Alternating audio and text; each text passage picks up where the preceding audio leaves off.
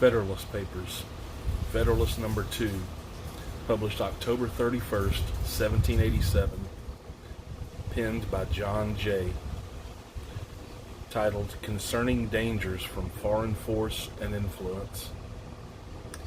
When the people of America reflect that they are now called upon to decide a question which in its consequences must prove one of the most important that ever engaged their attention, the propriety of their taking a very comprehensive as well as a very serious view of it will be evident. Nothing is more certain than the indispensable necessity of government, and it is equally undeniable that whenever and however it is instituted, the people must cede to it some of their natural rights in order to vest it with requisite powers. It is well worthy of consideration, therefore, whether it would conduce more to the interest of the people of America that they should, to all general purposes, be one nation under one federal government, or that they should divide themselves into separate confederacies and give to the head of each the same kind of powers which they are advised to place in one national government. It has until lately been a received and uncontradicted opinion that the propriety of the people of America depended upon their continuing firmly united, and the wishes, prayers, and efforts of our best and wisest citizens have been constantly directed to that. But politicians now appear who insist this opinion is erroneous, and that instead of looking for safety and happiness in union, we ought to seek it in a division of the states into distinct confederacies or sovereignties. However extraordinary this new doctrine may appear, it nevertheless has its advocates, and certain characters who were much opposed to it formerly are at the present number. Whatever may be the arguments or the inducements which have wrought this change in the sentiments and declarations of these gentlemen, it certainly would not be wise in the people at large to adopt these new political tenets without being fully convinced that they are founded in truth and sound policy.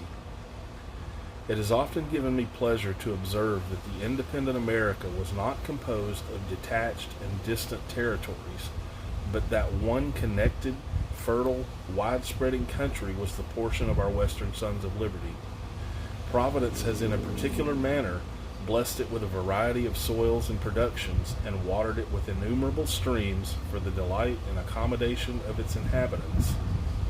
A succession of navigable waters forms kind of a chain around its borders, as if to bind it together, while the most noble rivers in the world, running at convenient distances, present them with highways for easy communication of friendly aids and the mutual transportation and exchange of their various commodities. With equal pleasure, I have often taken notice that Providence has been pleased to give this one connected country to one united people, a people descended from the same ancestors, speaking the same language, professing the same religion, attached to the same principles of government, very similar in their manners and customs, and who, by their joint counsels, arms, and efforts, fighting side by side through a long and bloody war, have nobly established general liberty and independence. This country and this people seem to have been made for each other, and it appears as if it was the design of Providence that an inheritance so proper and convenient for a band of brethren, united to each other by the strongest ties, should never be split into a number of unsocial, jealous, and alien sovereignties.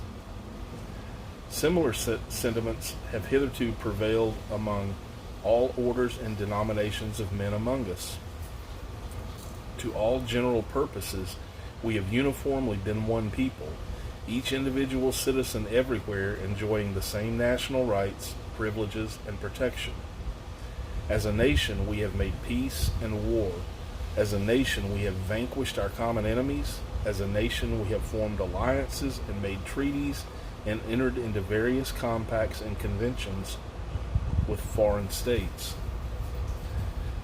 A strong sense of the value and blessings of union induced the people at a very early period to institute a federal government to preserve and perpetuate it. They formed it almost as soon as they had a political existence, nay, at a time when their habitations were in flames, when many of their citizens were bleeding, and when the progress of hostility and desolation left little room for those calm and mature inquiries and reflections which must ever precede the formation of a wise and well-balanced government for a free people. It is not to be wondered at that a government instituted in times so inauspicious should on experiment be found greatly deficient and inadequate to the purpose it was intended to answer. This intelligent people perceived and regretted these defects. Still, continuing no less attached to union than enamored of liberty, they observed the danger which immediately threatened the former and more remotely the latter, and being persuaded that ample security for both could only be found in a national government more wisely framed, they, as with one voice, convened the late convention at Philadelphia to take that important subject under consideration.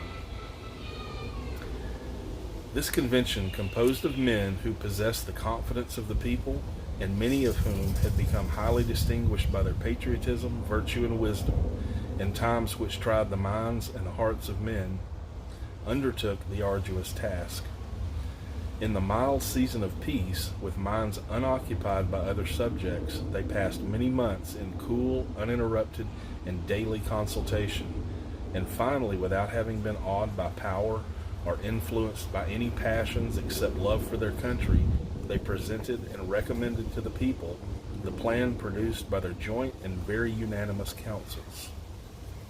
Admit, for so is the fact, that this plan is only recommended, not imposed, yet let it be remembered that it is neither recommended to blind approbation nor to blind reprobation, but to that sedate and candid consideration which the magnitude and importance of the subject demand, and which it certainly ought to receive. But this, as was remarked in the foregoing number of this paper, is more to be wished than expected, that it may be so considered and examined. Experience on a former occasion teaches us not to be too sanguine in such hopes, optimistic. Experience on a former occasion teaches us that I've just read that sentence. It is not yet forgotten that well-grounded apprehensions of an imminent danger induced the people of America to form the memorable Congress of 1774.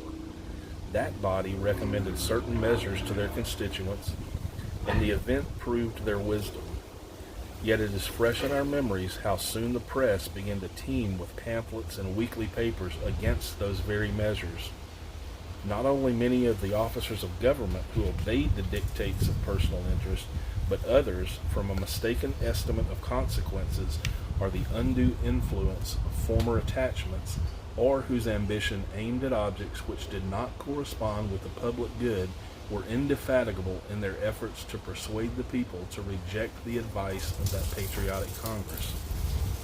Many indeed were deceived and deluded, but the great majority of the people reasoned and decided judiciously, and happy they are in reflecting that they did so.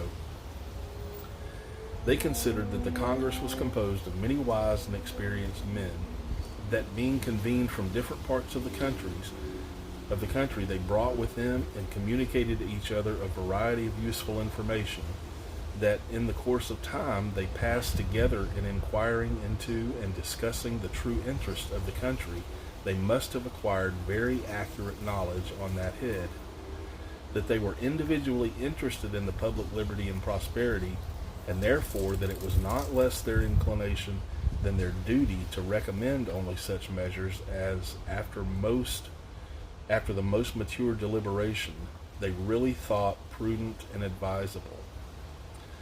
These and similar considerations then induced the people to rely greatly on the judgment and integrity of the Congress, and they took their advice, notwithstanding the various arts and endeavors used to deter them from it.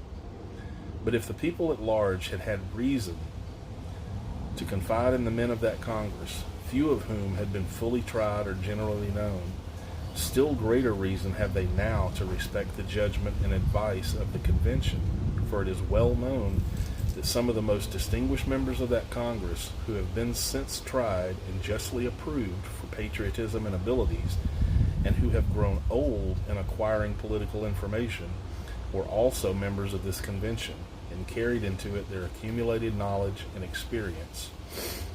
It is worthy of remark that not only the first, but every succeeding Congress, as well as the late convention, have invariably joined with the people in thinking that the prosperity of America depended on its union. To preserve and perpetuate it was the great object of the people in forming that convention, and it is also the great object of the plan which the convention has advised them to adopt. With what propriety, therefore, or for what good purposes are attempts at this particular period made by some men to depreciate the importance of the Union? Or why is it suggested that 3 or 4 confederacies would be better than one? I am persuaded in my own mind that the people have always thought right on this subject, and that their universal and uniform attachment to the cause of the Union rests on great and weighty reasons, which I shall endeavor to develop and explain in some ensuing papers. They who promote the idea of substituting a number of distinct confederacies in the room of the plan of the convention seem clearly to foresee that the rejection of it would put the continuance of the Union in utmost jeopardy.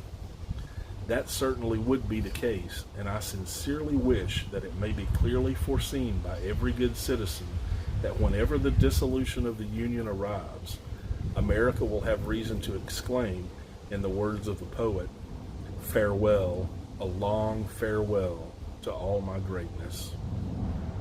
Signed, Publius.